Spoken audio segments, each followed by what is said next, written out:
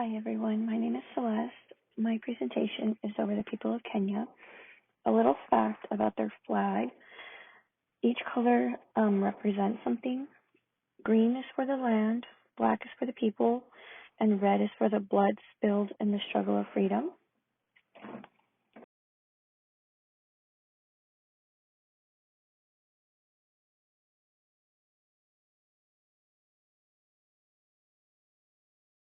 Okay, on to their background.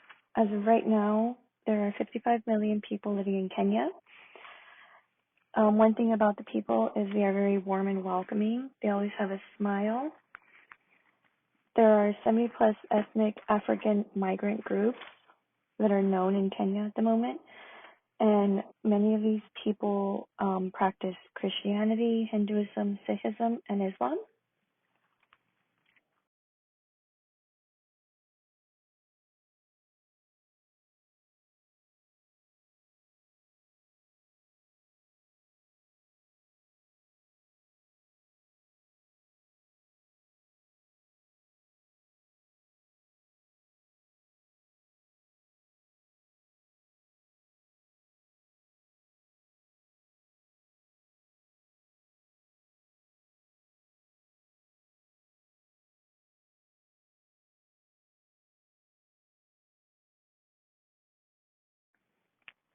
Okay, part of their education and communication.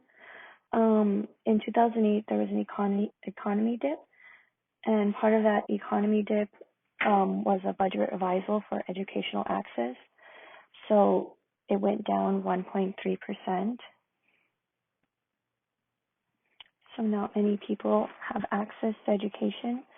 There are 80 dialects that are spoken, and part of those dialects are three languages that are taught in school. The first two are English and Swahili, which is their national language, and then there is their tribal or mother language. And many of these people will often speak more than three languages because when they marry into another family, they will learn their other partner's tribal or mother language.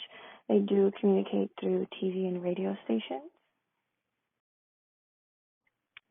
So another fact about Kenya is they are named after the Mount of Kenya or Kinyanga. And Kenya is divided into two halves. You have the eastern half slopes, which is the gentle to the coral back seashore. And then you have the western portion, where it is the series of hills and plateaus.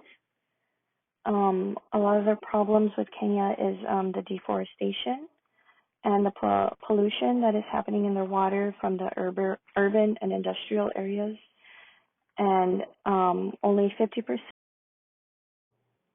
So part of their food habits, as you can see in the left top picture, there is the ugali, which is a thick maize dough. They have their uji porridge, and their traditional meal is the nyama koma, which is roasted meat that can be consisted of the goat, chicken, beef, or lamb, but mostly it is goat. And a lot of their flavors are incorporated from people who have moved to Kenya, so we do a lot of curry, chapatis, and samosa.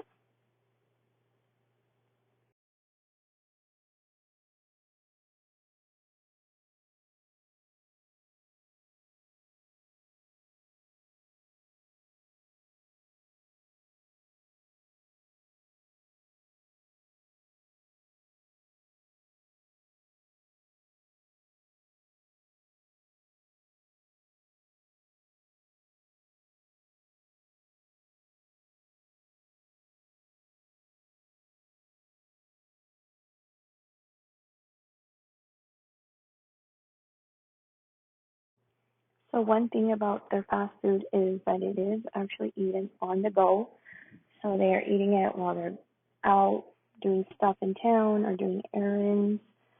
Um, so part of their traditional meal, the nyama koma, the specific cuts are reserved for special guests. The goat is usually slaughtered by the man of the house, and the goat is roasted over a brazier of hot coal. Everything is saved. They do not waste food. So the blood and entrails are made into dishes, and the head and the hooves are boiled and saved for later. Kenyan people do have a very, very sweet tooth, so they do have these deep fried donuts, which are called mandazi. And because the Kenyan people have to go to work so early, they all meals are eaten very early, and they do eat lunch, which is never missed, and they do like their beer. So one of the traditional beers is the Tuskerville. I'm sorry, Tuskerville, and that is actually named after a brother of a brewer who was killed in an elephant stampede in the 1920s. Conversations that